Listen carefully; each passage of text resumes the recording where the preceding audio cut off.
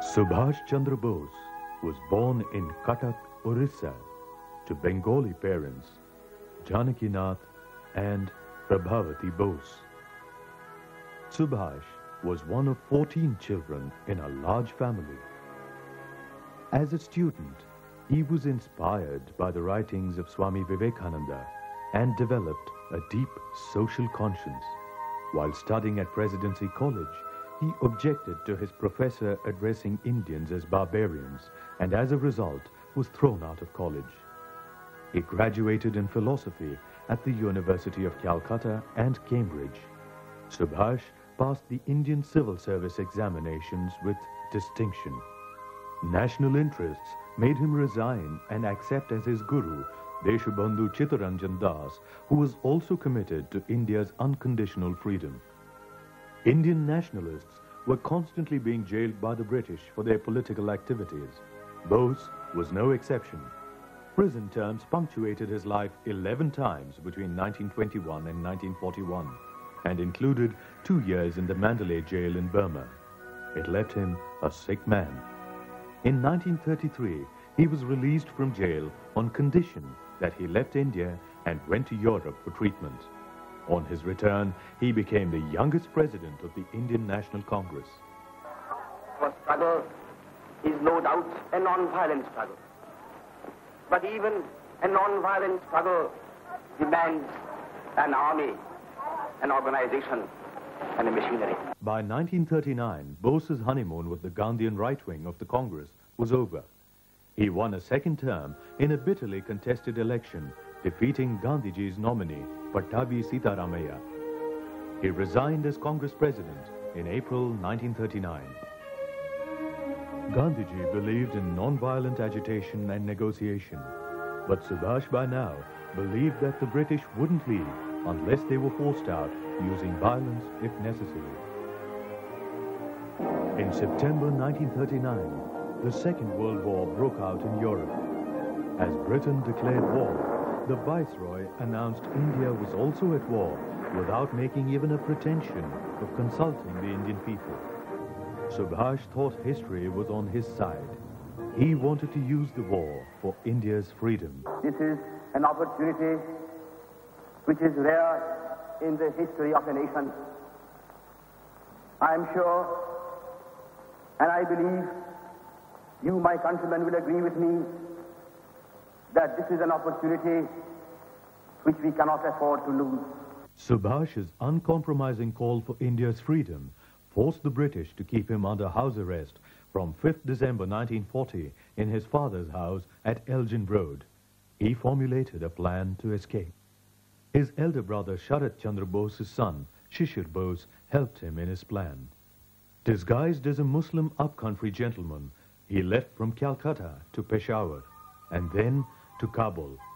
After spending 6 dangerous weeks there, he obtained a passport under the name of Orlando Mazzotta and left by road to Moscow and from there by air to Berlin. When Bose arrived in Berlin, Indian troops were fighting for the British in the North African deserts. They were losing the war to Germany.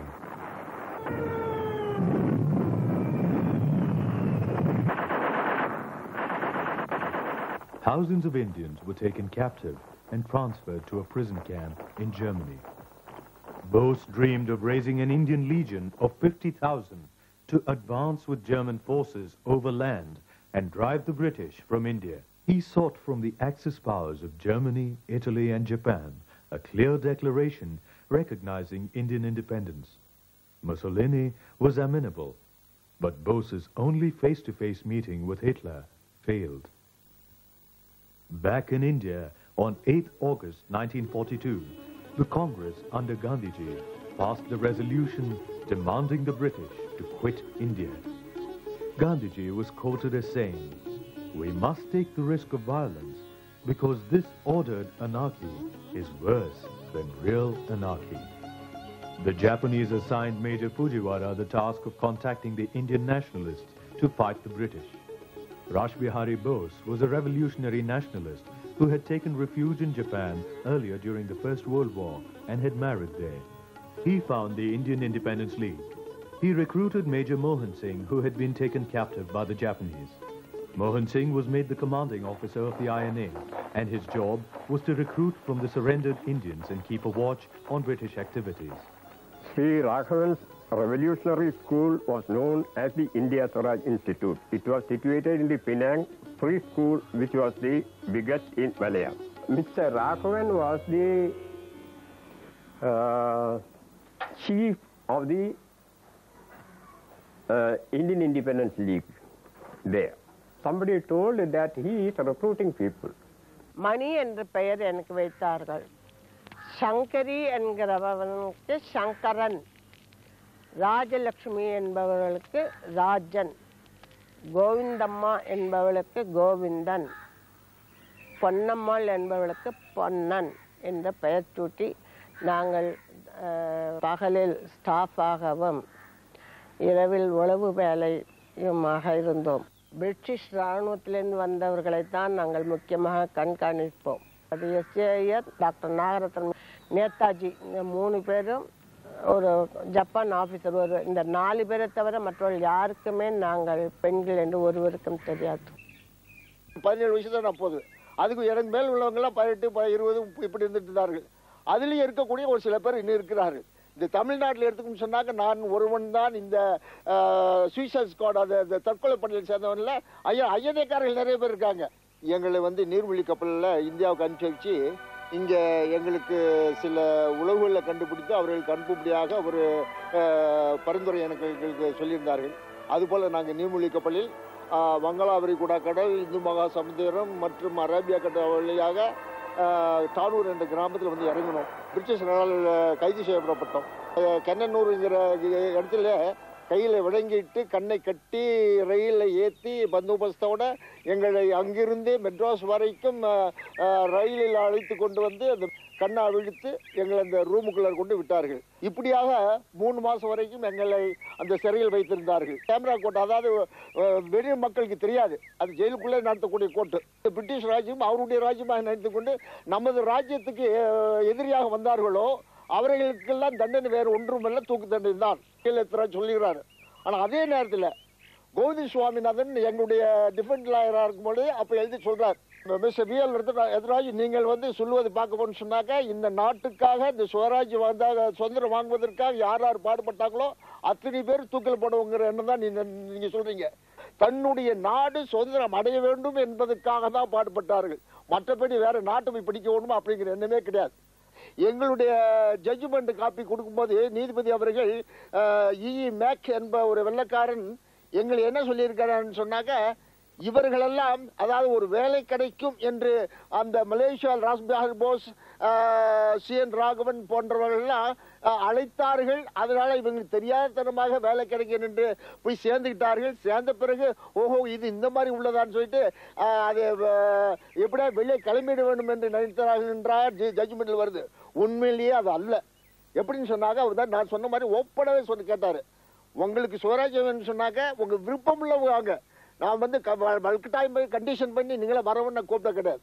அப்படி கூப்பிட்டு நாங்களா பிரியப்பட்டு சேர்ந்ததான். எங்களுக்கு அப்பவே தெரியும் இந்த சுதந்திரம் வாங்கணும்னு சொன்னாங்க என்னென்ன கஷ்டப்படுவோன்னு எப்படிங்கிறது எனக்கு புரியும். இதெல்லாம் ஏற்றுக்கொண்டு தான் நாங்கள் அந்த சுவராஜ் இன்ஸ்டிடியூட்ல சேர்ந்தோம். In 1942, the Japanese defeated the British in Singapore. Britain's humiliation was devastating.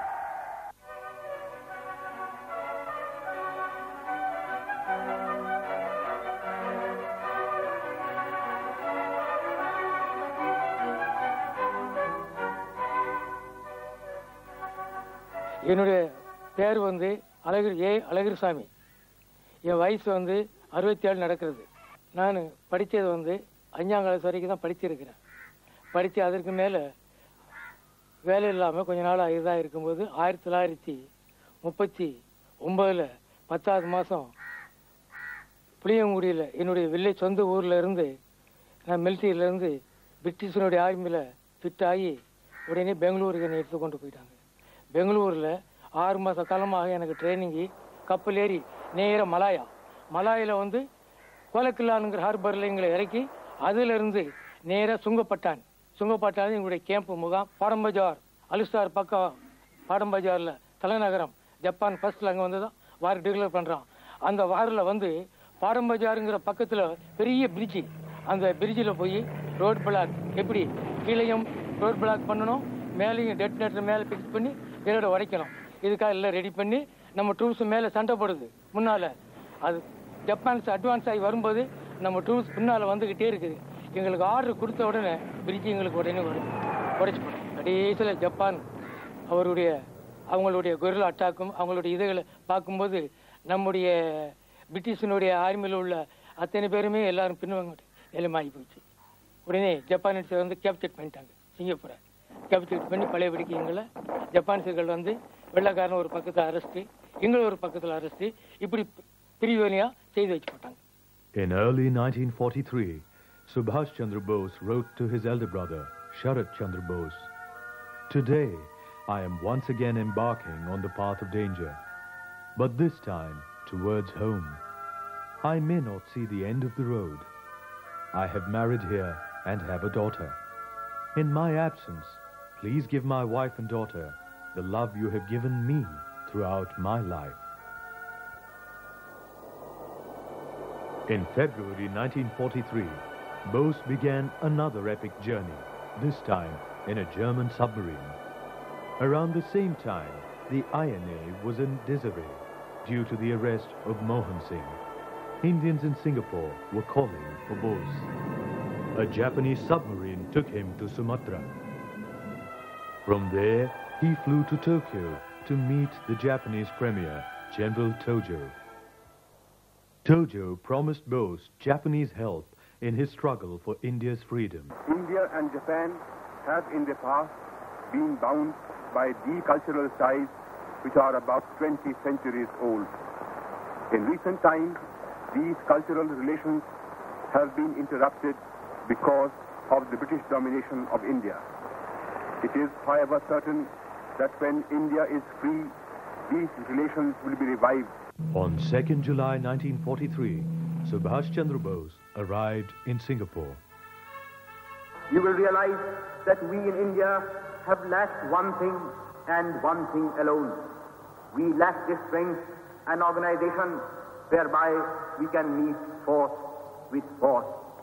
I am confident that with the help of my countrymen in East Asia, I shall be able to organize such a gigantic force as will be able to sweep away the British power from India in conjunction with those who have already been fighting at home.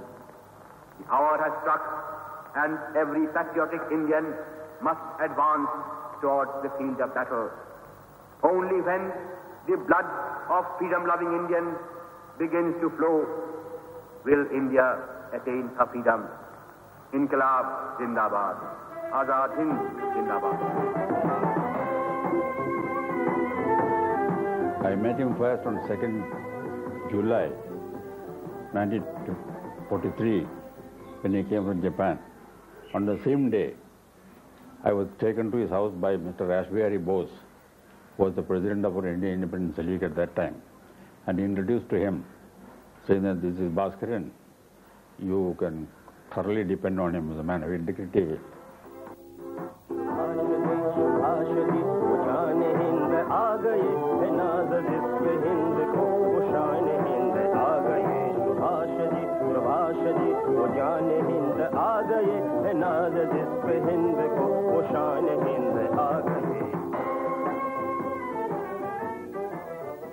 On 4th July 1943 in Singapore, Netaji accepted from Rashbihari Bose the leadership of the Indian independence movement, whose pillars were the Indian Independence League and the Indian National Army. Friends and comrades in arms, you might ask me what I did in Tokyo for what present I have brought for you. Well, I have brought for you this present.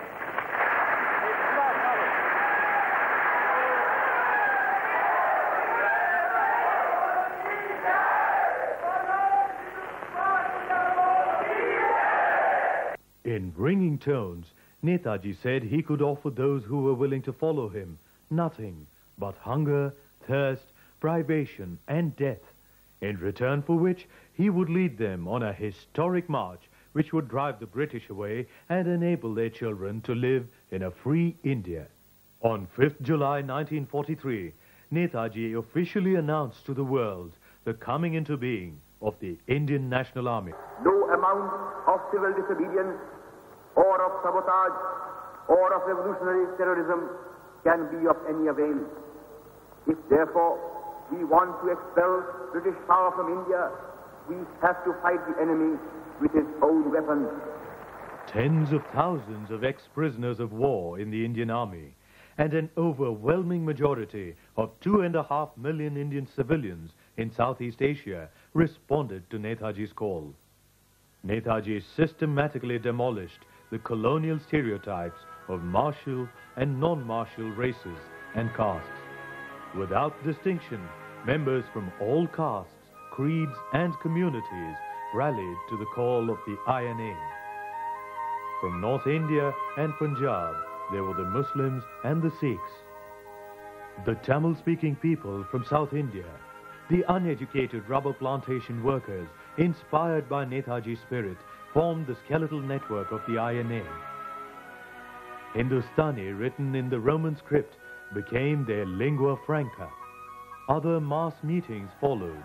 The last was attended by some 40,000 Indian troops and civilians. Bose promised to reach India in a year and gave the movement its war cry, Chalo Delhi, onward to Delhi. When Netaji arrived, the hope came afresh. Everybody was happy that here was a man who is going to lead us to battle. मुझे खून दो, मैं आजाद देऊंगा. Give me blood, I promise you freedom. என்பதாக சொல்ல உடனே மக்கள் எல்லாம் உணர்ச்சிப்பட்டு இன்குலாப் ஜிந்தாபாத் சலோ டெல்லி இந்துஸ்தான் அமரா என்று ஆர்ப்பரித்தார்கள். என்னுடைய இயக்கத்தை நடத்துவதற்கு பணம் வேண்டும், ஆகையினால் 10 கோடி ரூபாய் எனக்கு தேவை என்று அந்த கூட்டத்தில் பேசினார்கள். இருந்த மக்கள் எல்லாம் அங்கே பெண்களும் ஆண்களும் தன்னிடத்தில் இருந்த பொருள்களை, பெண்கள் தன் காலின் கைகளில் இருந்த நகைகளை எல்லாம் எடுத்துக்கொண்டு நேதாஜியுடைய காலிலே கொண்டு வைத்து அவர்களை வணங்கினார்கள். அப்பொழுது எனக்கு பார்த்தேன், எனக்கு எல்லாரும் கொடுக்கறதை பார்த்தால் எனக்கு மிகவும் வேதனையாக இருந்தது. என்ன நம்மளிடத்தில் ஒன்றும் இல்லையே, நாம் நேதாஜி கையில் ஒன்று கொடுக்க வேண்டும் என்று சொல்ல ஆசையோடு இருந்தேன். எனக்கு என் பாக்கெட்டை எடுத்து பார்க்கும்போது பிளாக் போர்டு பவுண்டன் எனக்கு இருந்தது. அதன் விலை $3 தான், $3 அன்றைக்கு மலையா விலை. உடனே அதை எடுத்துக்கொண்டு ஓடி போய் நேதாஜி கையில் நான் கொடுத்தேன். அவர்களை வாங்கி கொண்டு பெருமைப்பட்டார்கள். பெருமைப்பட்டு உடனே ஏலம் விட்டார்கள். அந்த ஏலத்தில் ஒரு நண்பர் $100 கொடுத்து எடுத்தார்கள். நீ நாட்டுக்காக போற சண்டை காலத்தில் நீ செத்துட்டாக்க அந்த செயின் அது இதெல்லாம் போட்டு உள்ள டாம்டோமா இருக்கிய, இது யாருக்கு பிரயோஜனம்? நேதாஜி கடன் வாங்கிட்டு இருக்கிறாரு, நீங்க எல்லாம் இதை இதுக்கு போட்டுட்டு மிலிட்டரிக்கு வர்ற, செத்துட்டா யாரு கொண்டு போவா? அப்படியே எடுத்து எல்லாமே கட்டி கொடுத்துட்டேன். In another revolutionary move, Netaji formed the first exclusive women's army in history, the Rani of Jhansi Regiment of the INA, named after the legendary heroine of the 1857 revolt. This regiment was commanded by Lakshmi Swaminathan. On listening to the inspiring call of Netaji, Janaki, who had come on her bicycle to the meeting, gave away all her jewels and joined the Rani of Jhansi Regiment. Only the day after, through the newspapers carrying her photograph, did her parents come to know about it. Thus, a noble and long-lasting relationship was born between Janaki and Netaji. Netaji அடிக்கடி சொல்லுவாரு, you educate a boy, you educate an individual, you educate a girl, you educate a family, and thereby you educate the nation.